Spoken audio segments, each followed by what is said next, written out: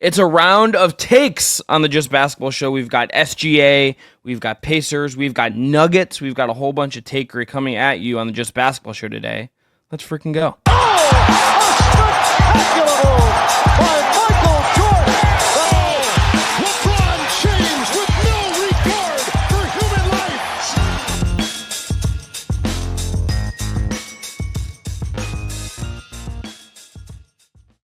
What is up, everyone? Chris Manning, Wes Goldberg here with you on the Just Basketball Show, your twice weekly show covering all things hoops. If you haven't already, subscribe, rate, review on your podcast platform of choice, and hit that notification bell, please, and thank you. And as always, we are powered by our friends at BetMGM. If you haven't signed up for BetMGM yet, use the bonus code JustBasketball and you'll get up to $1,500 in a first bet offer on your first wager with BetMGM. Here's how it works. Download the BetMGM Sportsbook app on iOS or Android. Sign up using the code JustBasketball. Deposit at least $10 and place your first wager on any game, and you'll receive up to $1,500 back in bonus bets if that bet loses. Chris, speaking of losing bets, surprising you with this one. Uh-oh. The Knicks, 6.5-point favorites on Friday night. That's gonna be honest. There's been a lot of times in these playoffs, Wes, where and this is why I'm personally on a little bit of a not gambling. Just felt like I needed a little reset after the Cavs series. You're in a slump. Okay. Yeah, I was like, I need a reset. Let's be smart. Take a step back. I've looked at a lot of these lines like that in these playoffs, and what am I missing? I am actively wondering. 6.5 is a line. I'm just not even touching that. I not in this series. Pacers, Knicks, whoever you think is winning. I don't know how you watch game one and think, yep, somebody will win by 7 points. I'm going money line on this. If you think the Pacers are going to go up 2-0, and I kind of like the value there, plus 220 on the money line for the Pacers. If you're going to bet on it, just make sure to use the bonus code JustBasketball when you sign up. Gambling problem, call 1-800-GAMBLER. Must be 21 or older to wager. Terms and conditions apply. We'll get to the Pacers later. I have a take that I feel very invested in, Wes. But I want to start with my take about SGA, because the Thunder up 2-0 on the Wolves. SGA had 38 in that game. And I think this game I think the defining moment of the game in a lot of ways was Jaden McDaniels frustratingly, having a pure frustration foul that became a flagrant on SGA. And this has been amid all this discourse on SGA as a foul merchant and how he addressed free throws. I think that discourse on him has really peaked at least in my algo the last couple of days. Here's my take. This is the NBA's fault. This is not SGA's fault. When you listen to Mike Malone and other, Tim Legler and other guys talk about this, they're talking about how SGA, if you really slow it down and break it down film by film, is the one really initiating the contact. It is elbows, it is foot positioning, it is leveraging his body to initiate this contact and draw fouls. This is not a new phenomenon. This is a thing star players have been doing the last several years. But this is not you can be annoyed by SGA doing it. SGA is just taking the rules as they are and using them to his full advantage. That's just what star players do. That's what they do. This is not an SGA thing. The NBA needs to just decide we're going to do a better job of roughing this out of the game in more intentional ways. They've flirted with this. I think at times the product has been better. But if you're annoyed by this, I get being annoyed at SGA. I actually think you should just be annoyed at Adam Silver in the whole league. The Thunder are really, really good. SGA is awesome. He's deserving MVP, all of that stuff. I get it. If you're annoyed by the free throw stuff with him. This is the NBA's fault. This is not SGA's fault. I agree with you. I'll go so far as to say, here's my hot take in response to your hot take. Maybe nuance is lost a little bit these days. Not necessarily a hot take. I think that's is water good for you? Yes. Have we lost nuance? Yes. People see the free throw discrepancy and they're like, oh my God, foul merchant, so unfair, the fix is in. I remember we had this conversation a couple years ago about the Lakers, who had 80 more free throw attempts than any other team in the league, and everybody's like, oh, the fix is in, the league wants the Lakers to win. How about that they have LeBron James and Anthony Davis?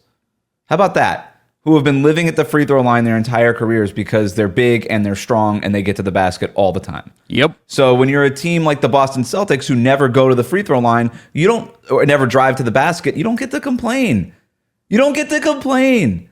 I don't understand these teams that the Minnesota Timberwolves take 51 three-pointers in game one or something like that, 50 plus three-pointers in game one of this series, and they're complaining? that they didn't get to the line as much as the Thunder. And I shouldn't even harp on the Timberwolves. Just sort of observers of that game are just like, I don't get it. Like, really? What's so hard to understand about this? People see one number and then they just freak out. So I don't even know if it's an NBA problem. I don't think it's a problem.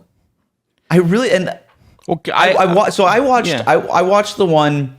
Okay, I rewatched game one. I haven't gotten a chance to rewatch game two, but I rewatched game one the next morning, and I will admit, Shea got 3 to 4 freebie free throws. Little touchy.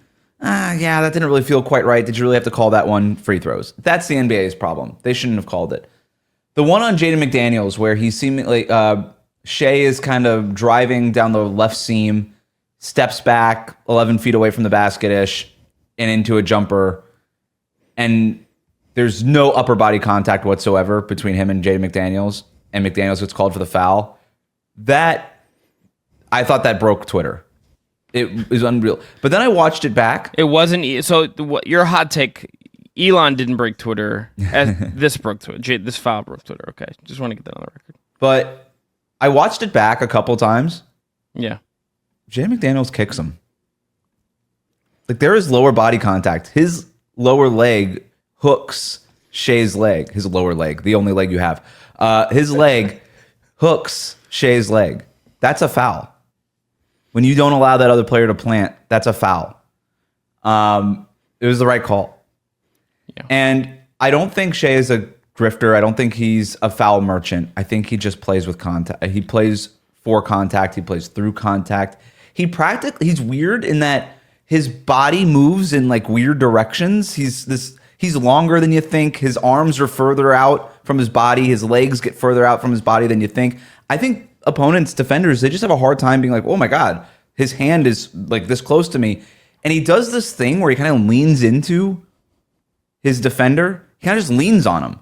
He'll just lean on him and then get that shot up with one of those long arms and draws the and one. He's not throwing his head back. He's not doing the Jalen Brunson. He's not falling every time somebody looks at him like Joel Embiid. That's not what this is.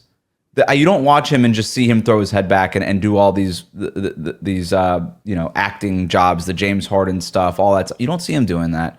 There are foul merchants. There are people who I hate to watch. I don't know how you watch Shea and compare that to what Brunson does on his worst nights, to the things that Joel Embiid does when he's out there. I don't know how you watch Shea and have the same visceral reaction to that. If you're annoyed that the game is stopping because of the free throw attempts, okay, I get it. That's one thing.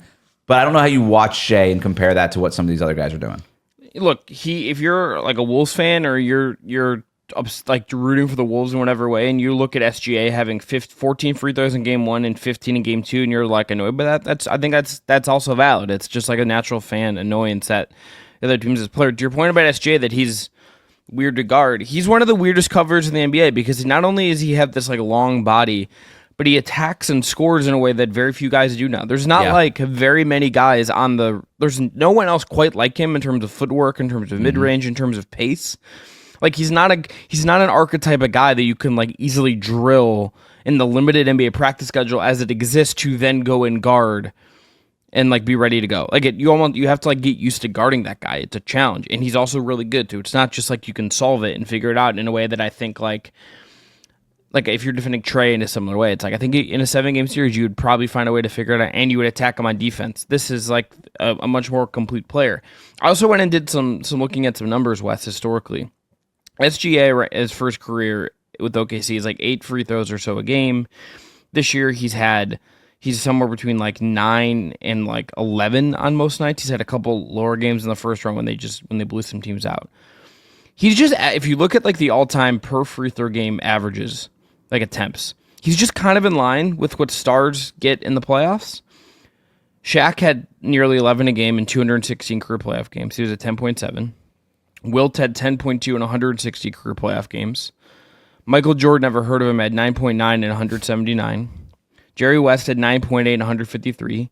Embiid averages 9.7 in 59 career playoff games. Giannis 9.6 in 84. LeBron James 8.6 in 292 playoff games. Barkley 8.5 in 123. Durant 8.5 in 170. Luka Doncic 8.2 in 55 playoff games. That's just like a smattering of guys. There's other names in the list with various sample sizes, all that. Star players just draw a lot of free throws in the playoffs. It may look different now, like in how the game is played, but this is, I think, always just also been a fact that the way that this works in the playoffs is usually that stars attack, have the ball a lot, and they go to the free throw line because they're probably getting foul calls. I think that's just kind of ingrained in what basketball is. Is that wrong? Is that wrong? No, I got one more stat for you. Yeah, please. The NBA tracks drives per game.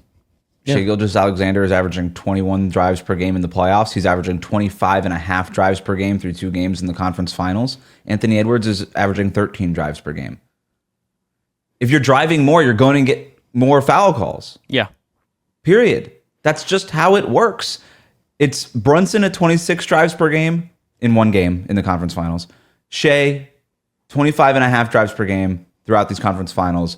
Brunson and Shai are the top 2 drivers in the playoffs in total.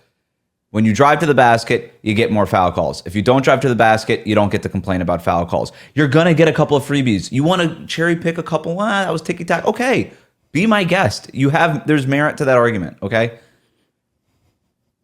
But you force the issue when you drive. You force the officials to make decisions when you drive. That's part of the game.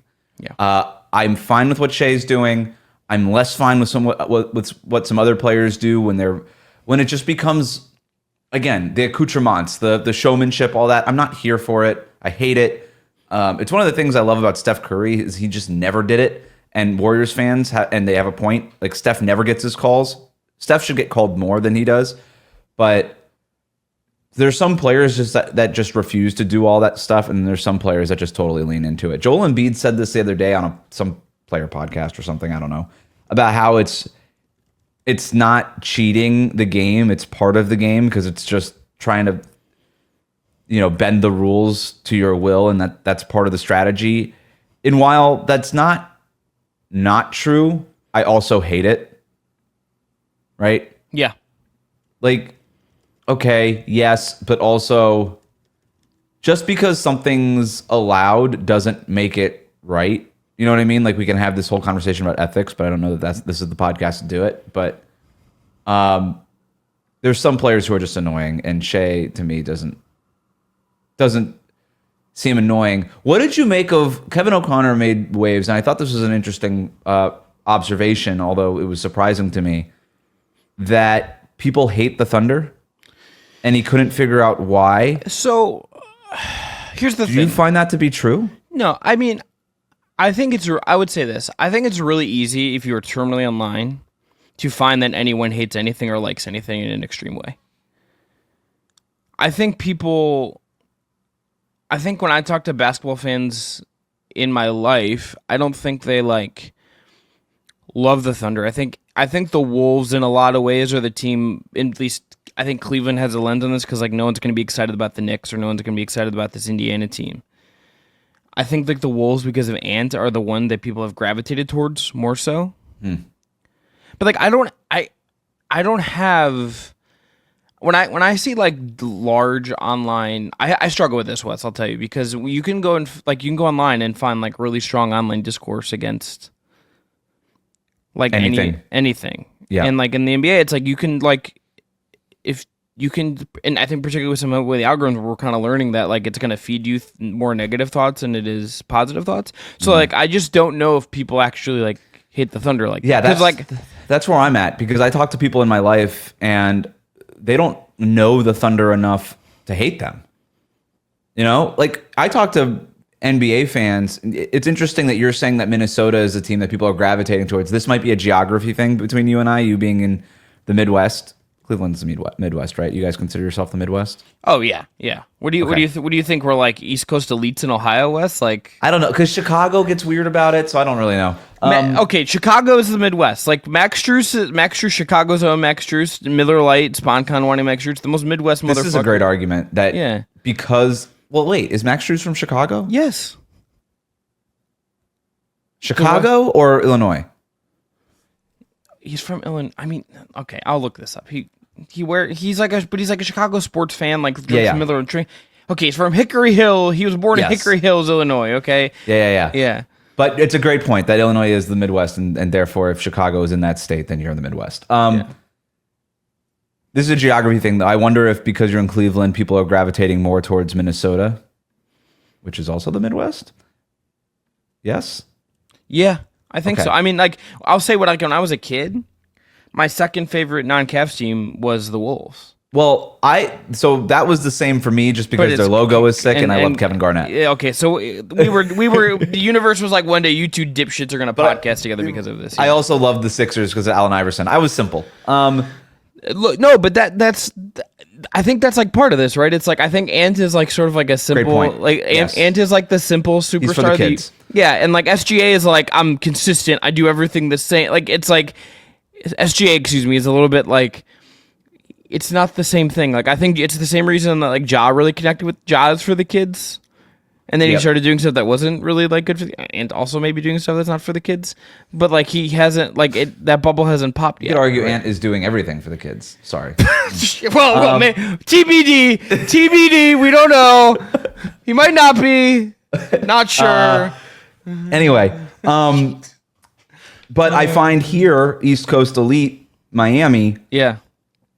the question I get when people hear what I do and I talk to strangers, they're like, oh, so the Knicks are going to win the whole thing right now that the Celtics are out of it, which I find surprising because that's not how we talked about the Knicks all year, but they just see the Knicks being in it and they say, well, they're going to win the whole thing because Oklahoma City, Minnesota, Indiana, like these teams aren't going to win the championship. It's obviously New York is going to win the championship. The Knicks are the favorite.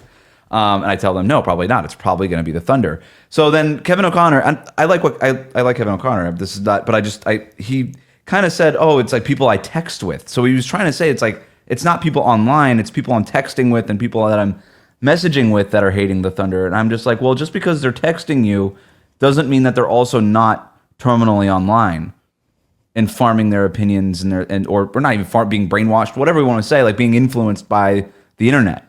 Mm-hmm. They could be influenced by the internet and still providing these opinions to you via a different platform, whether it's text message or email or pigeon carrier.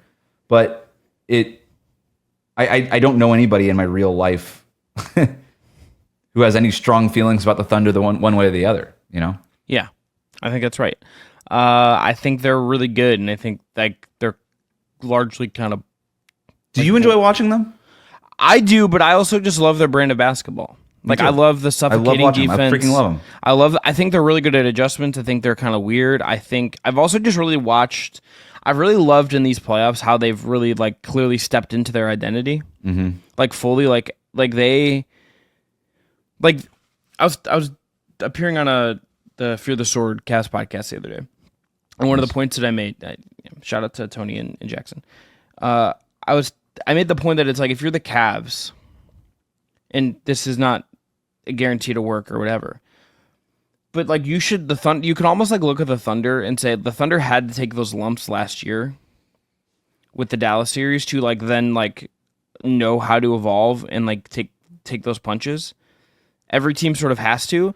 They clearly like learned a ton from just like going through that, and they've also just responded to every bit of adversity incredibly well. I mean, like Jalen, I thought about a Jalen Williams take for this, but I want to see like maybe one or two more games of him being awesome. He's been fucking incredible against the Wolves. Like as good as we've seen him on these stages, to the point where you're like, okay, like I get like why you would be very protective of him and why like some people were very, very high on him, including our former co-host Brendan Clean, right? Like this is a guy that is like kind of now like blossoming in front of us. On top of they have the MVP who's just gonna like eviscerate whatever defense. I think or whatever team they get in the finals, like he's gonna be really poised to like eviscerate those defenses. They're not real poised to. They're not that. They don't have the Celtics tools to throw at him, right? So they're just awesome to watch. They're really well coached. They're really tough. They have like absolutely. They can put the 5 demon defenders on the floor like all game, and they don't slip really that much at all on offense. It's incredible. They have a shell. Like you hear this in the NFL all the time. Like we have like a 2-high shell. We got 2 safeties in a corner that we really like, and we just put them in a cover 2 or maybe like a cover 3 and just play them up high, and you can't really penetrate it. They have a shell with Caruso and Wallace and Dort and Shea, where I love watching them when they really like when they lean forward in the gamer chair in the third quarter and just say we're not gonna let you, like getting past half court is gonna be a problem for you. Like you're gonna have to try to do that. I love when they just decide to apply that kind of pressure. It's so fun to watch. Last thing here, and then we'll get to my take. Did we waste the Maple Jordan nickname on Andrew Wiggins? Yeah, obviously. Because it feels like Shea would have been perfect for that. Yeah, I think we did. Damn. That was a great nickname. Can Wiggins give it back? I think we can just we need to get like a change.org petition. How much? I mean, Andrew Wiggins is what? He is 20. He's 30 years old. Shea is 26. 26. So it's going to be too late. By the time Wiggins retires at like 30, let's call it 35, 36. I mean, we'll only have another. How much longer would Shea play? It just feels like we need it now. Is this how you're opening up Heat Media Day next year if Wiggins is on the team? Hey, Wes Goldberg, Andrew, hope you had a good offseason. Blah, That's blah. how I usually ask my questions. I go, hey, Wes Goldberg. Well, no, wait. Do you not have to announce yourself when you do the questions? So Heat PR asks you to. Yeah, but you're sort of ridiculous. It is. So you're a bad boy and you don't follow the rules. Of what you're telling me. That's right. Yeah, with my slick back hair and I wear a leather jacket to the rips a dart and just like puts it out under your shoe. You don't need to know my name, but I got my questions. Yeah.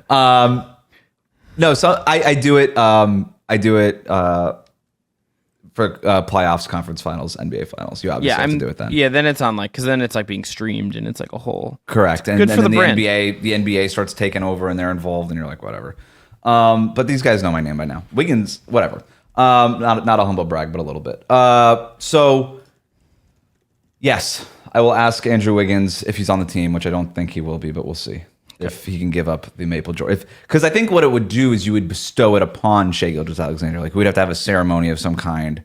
There would have to be a lot of Canadian paraphernalia involved, a flag. Steve, yeah, who's top three anthem, the Canadian anthem. That's another take. And you need Steve Nash has to be there to talk about it. Yeah, you probably need some mediators. So you got to get Steve Nash in. You got to get... Jamal Murray's not doing anything these days. You could probably get him to get there. I think it has to be like the Tristan Thompson. Is he Canadian? I didn't know that. Yeah, he is very much Canadian. Okay, from Dylan Toronto. Brooks. You just get the Olympic team out there. All right, ready for my Kelly? take? Yeah, Kelly Olynyk. Yeah, definitely Kelly Olynyk.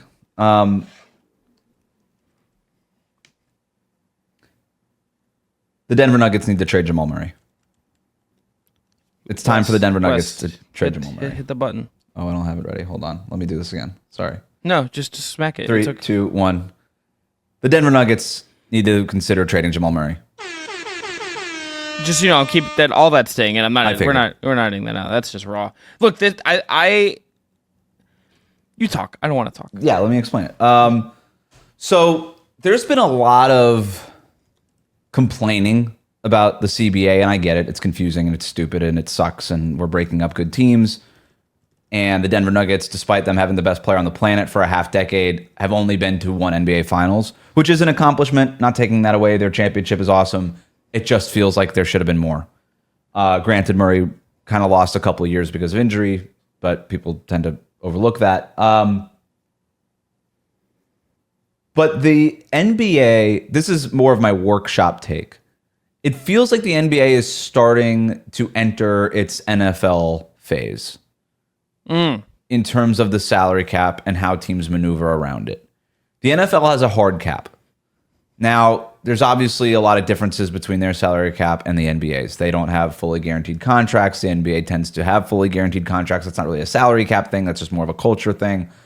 There's ways they have signing bonuses. Those don't really exist in the NBA. There's ways to move money around in the NFL where you can kind of restructure contracts in the middle of it year to year, where in the NBA you just don't really do that. I wonder if we're going to get to a point where that stuff starts to happen, although I'm not smart enough on the salary cap to figure that kind of stuff out. But the reason I say that the NBA is starting to enter the NFL phase of how teams need to maneuver around the hard cap, and let's just call it what it is. It's essentially a hard cap, although some teams go over the hard cap, so it's not really a hard cap, but whatever. Most teams are treating it as such. You saw, for instance, the Kansas City Chiefs have Patrick Mahomes, best player in the league. They had Tyreek Hill for years, won Super Bowls with Tyreek Hill, and eventually it just got to the point where they had to make a hard decision. Do we want Tyreek Hill or do we want to fill out the rest of the roster? And they traded Tyreek Hill. Mm-hmm. And that strikes me as, you see Boston fans complaining, oh my God, the league is trying to break up Jason Tatum and Jaylen Brown. No, they're not trying to do it.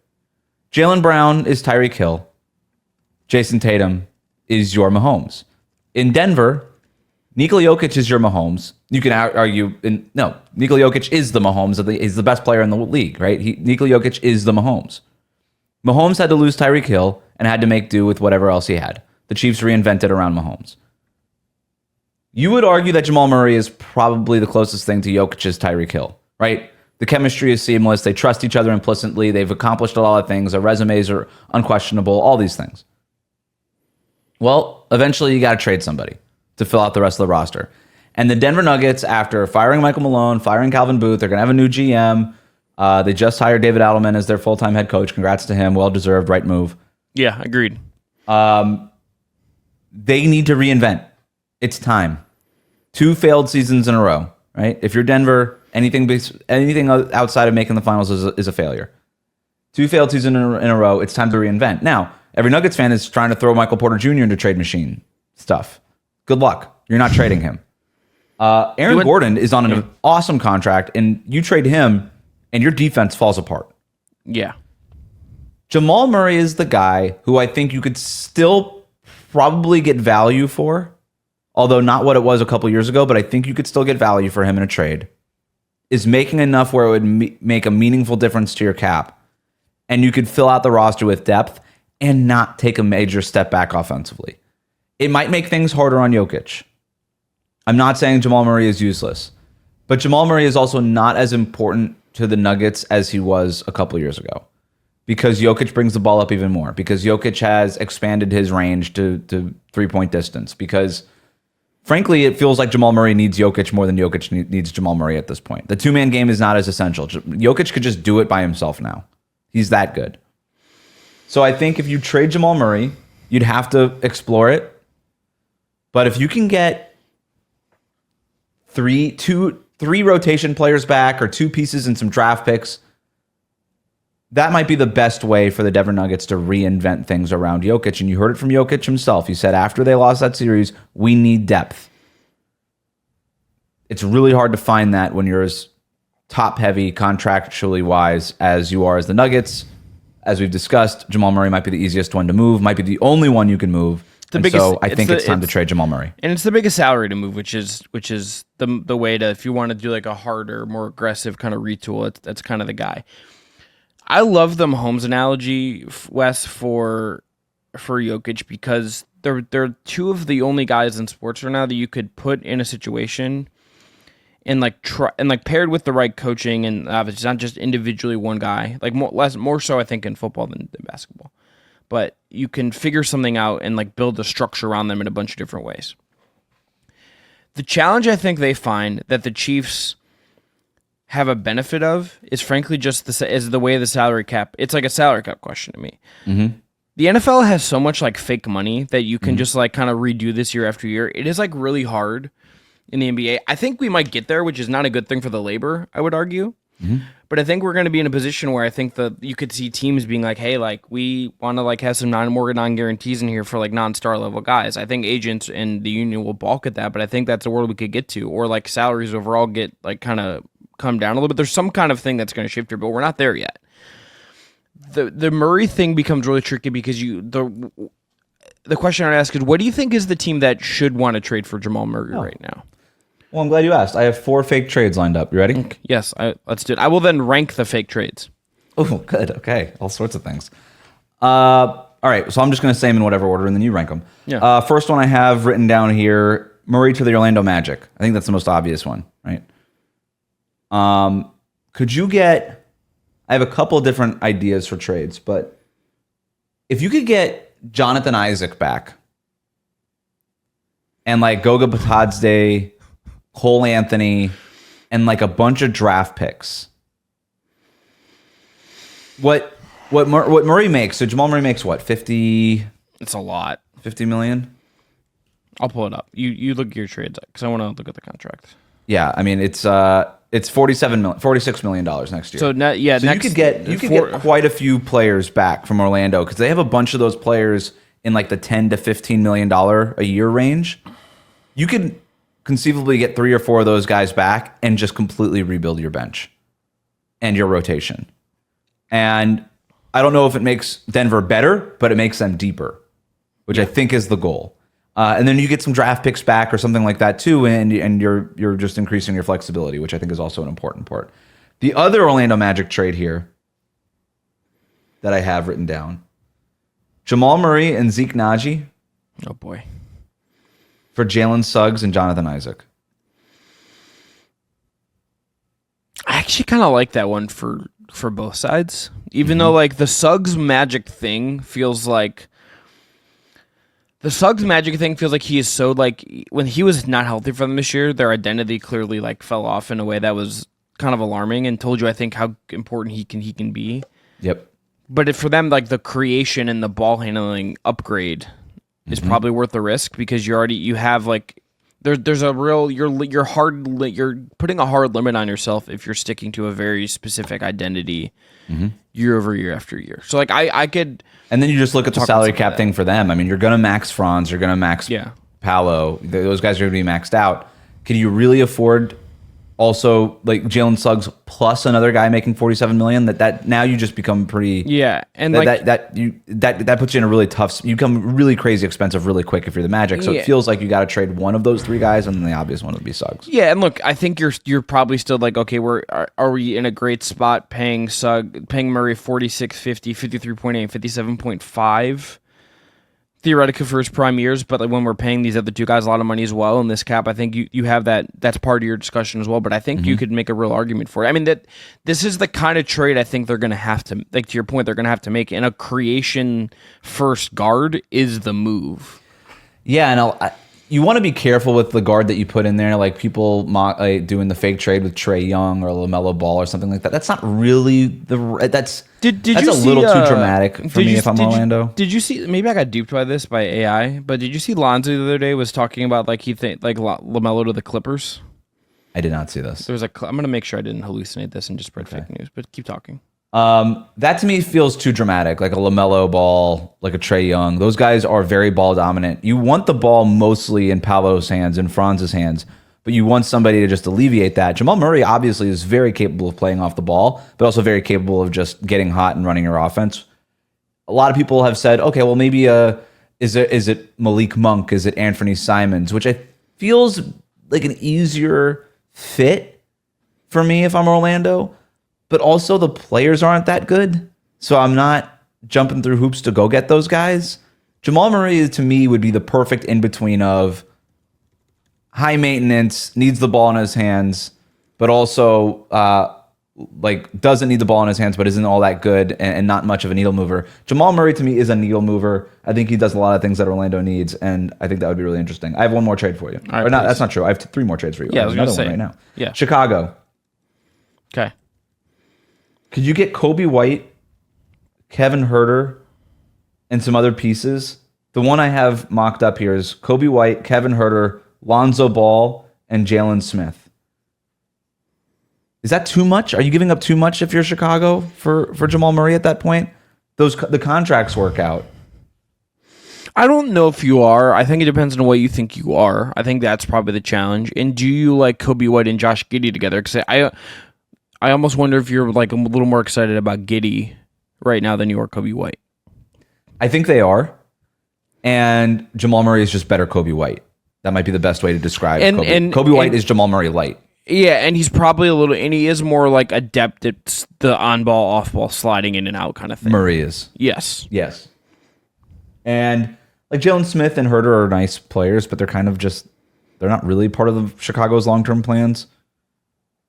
Lonzo Ball is a different story. He's sort of in there just as a lottery ticket. It's a good talent play for Denver, I think. It is. And if you're Chicago, you kind of get off the deal, even though they love Lonzo Ball there. So maybe there's some other pieces that you can mix and match, but the idea of Kobe White, Kevin Huerter, and some pieces, that to me is interesting if I'm Denver. Yeah, I like that. Okay, what's your next one? Sacramento for Malik Monk, Keegan Murray, and DeMar DeRozan. Sacramento might be giving up too much in that trade. Sacramento's going to do something weird this summer. It's just I just feel it in my bones. Like there's something coming. Don't know what it is. Yep. Last one. Yeah. Not exactly the idea, but I wrote it down anyway because I thought it was an interesting thought exercise. Could you trade Jamal Murray to Phoenix for Kevin Durant? Boy. You give up your 2031 first for that, I think. If you're Denver? Yeah. Maybe.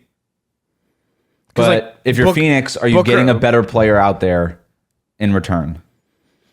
But it's Booker, Beal's money, and Murray. Yeah, you're getting. So I tried to figure out could you send Beal back to Denver, have Michael Porter Jr. go back to Phoenix, and because Phoenix is over the second apron, it gets really difficult at that point. But yeah, you could potentially do that. It would make Denver more expensive. You maybe have to throw other pieces in there. But also, if you're Phoenix, what are you really doing? Like, okay, you have Jamal Murray at point guard, Devin Booker at shooting guard, and you build around those guys. You have Beal coming off the bench or something. I don't know. Like, I don't think you can factor Beal into your plans if you're Phoenix. You just kind of have to deal with his contract until it expires. Yes. But then you have your backcourt of the future in Murray and Booker, of the present and future. They're both 28-ish years old. Like they right in their primes. You're betting on buckets. Okay, so I'm gonna rank these in terms of like what I would want if I'm Denver. Give me Durant at 1. Mm-hmm. Bulls trade at 2.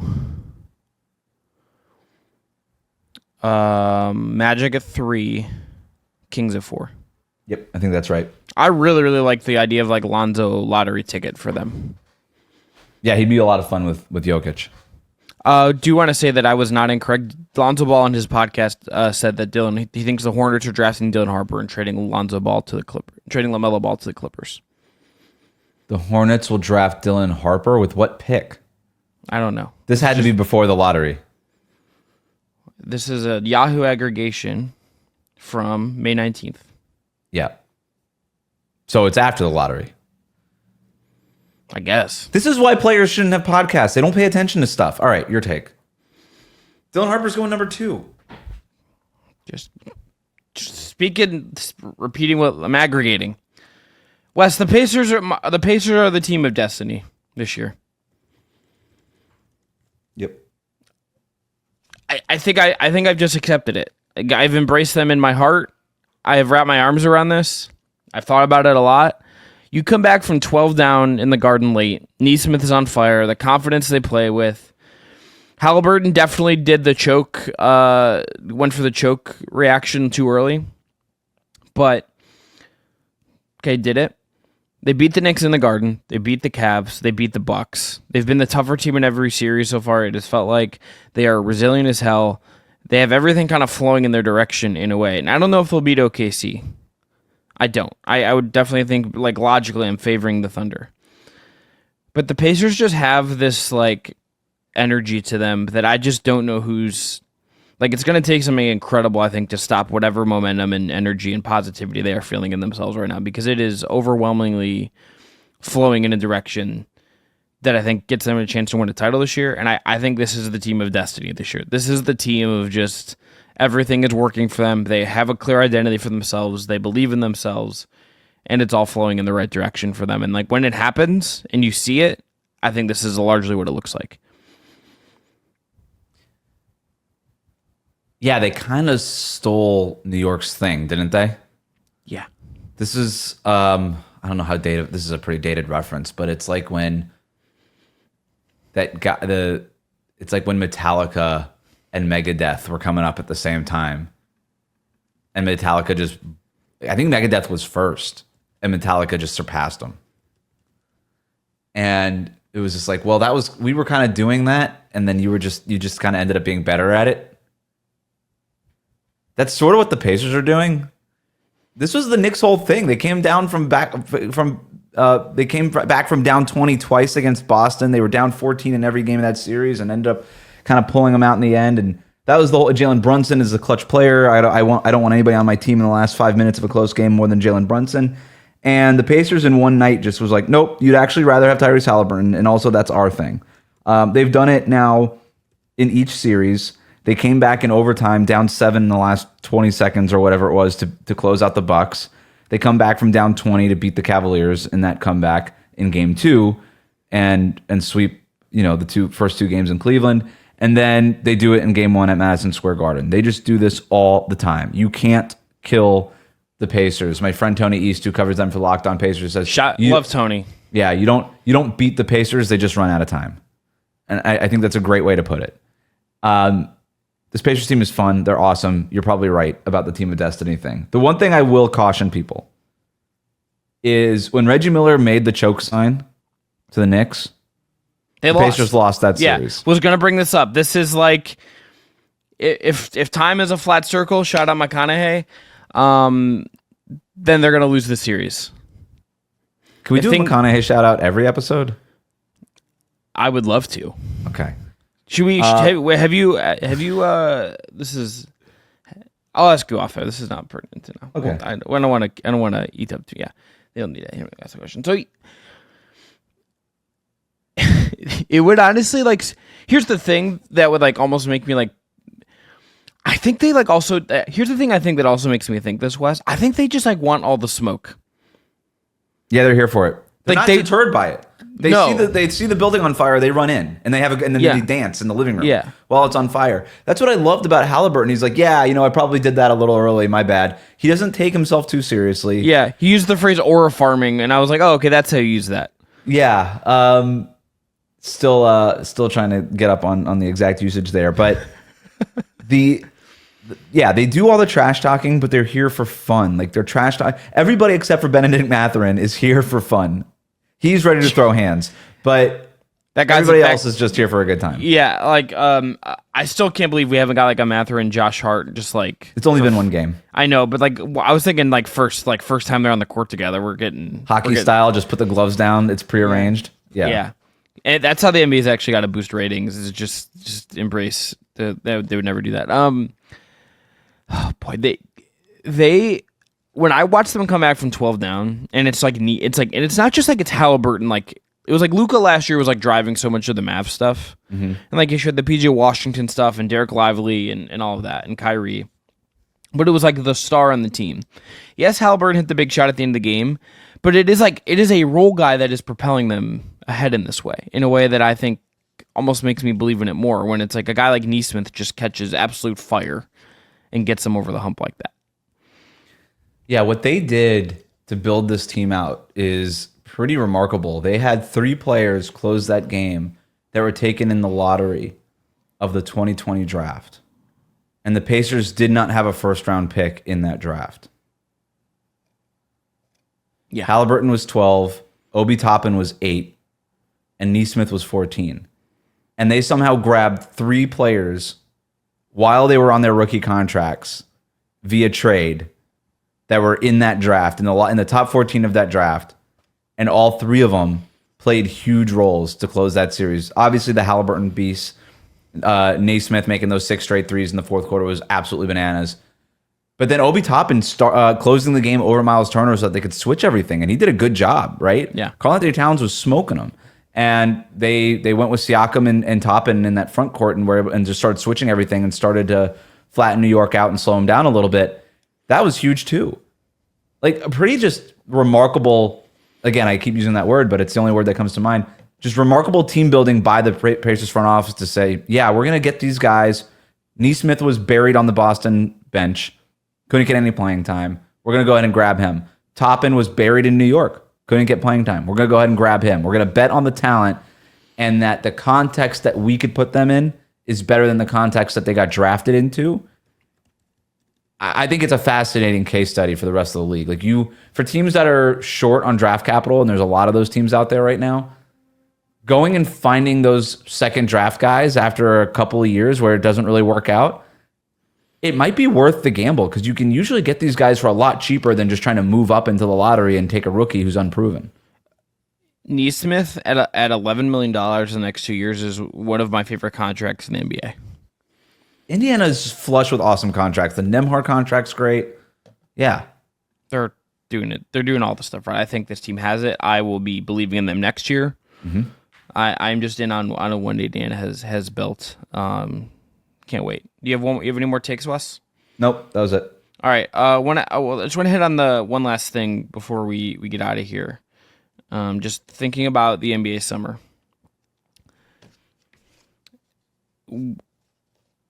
Just think. I asked you this the other day, and this is on the spot, so I apologize. But when you think about is there any other team that you want to just put your flag on and say, I'm curious about what X does this summer in a major way? Is there anything that you're just like, keep an eye on this? We don't need to get into it now, but is there any team you're just like cautiously watching all summer? Because I was thinking about this when I was looking through some cap sheets. So I have two answers if you want me to tell you, and you can see if I'm crazy or not. Go ahead. I think one is the Clippers. Yeah. Some of this I just kind of am suspecting like they're never going to be fully satisfied. Though to me with the Clippers, they're gonna. Last year was such a win for them to take that for granted and just say, all right, now that we filled the stadium after the first year, that's what everybody kept talking. They said, well, they're not going to get rid of Paul George because they need to fill the arena, and they're like, Paul George doesn't fill arenas, we're fine, and it was the right call. But then to just back off after that, after 1 year, just doesn't feel like a Ballmer thing. But what Harden does with this player option to me is at least worth watching. Other one is Philly, and here's why. It's not kind of obvious they have the pick, but Gavoni reported this week they're going to try to shop their pick and Paul George to trade for a star. I can't decide if I think that's a net neutral like package you're offering. God dang, dude. They shouldn't do that, but if you could get Durant for Paul George and the number 3 pick, would you do it? Yes. I kind of think the Suns might need to do that. And just oh my God, that would be a huge win for Phoenix. Philly chases a title with Embiid by getting Durant. Suns can... I think if you do that, if you're the Suns, you also probably trade Booker to Houston and just full blow it up.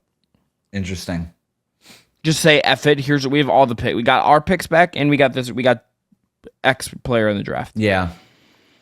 And you know what, Paul George and Bradley Beal, you can either stay and be good vets, and we'll pay you a shit ton of money, or you can take a buyout right now and go chase a title.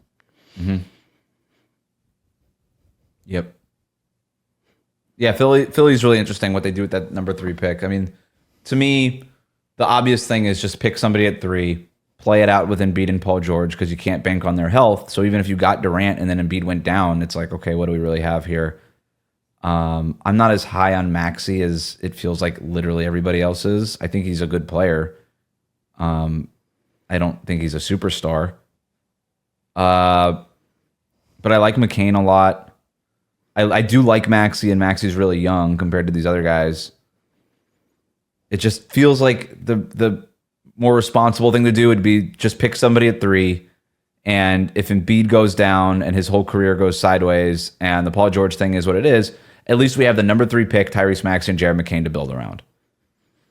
And that again, that's the you've got 2 path. of those guys on rookie contracts right now. That's to me the more responsible way to go. But if Kevin Durant's staring you in the face and you say, well, we can kind of go for this now, that feels like a very Morey thing to do. Yeah. Yeah. All right. Can't wait. NBA summer. I think we're in for the wildest summer we've had in a long time. I hope so. I am just more and more convinced by this the more I think about it. And maybe I'm just over wishing things, but I that's where I believe we're at. But we'll be back after the weekend. Have a great Memorial Day, everyone. Enjoy the hoops. We've got Knicks Pacers continue on Friday. We've got more games on the weekends. Enjoy the sun. Have a beer if you drink. Have a good barbecue. Talk to you soon.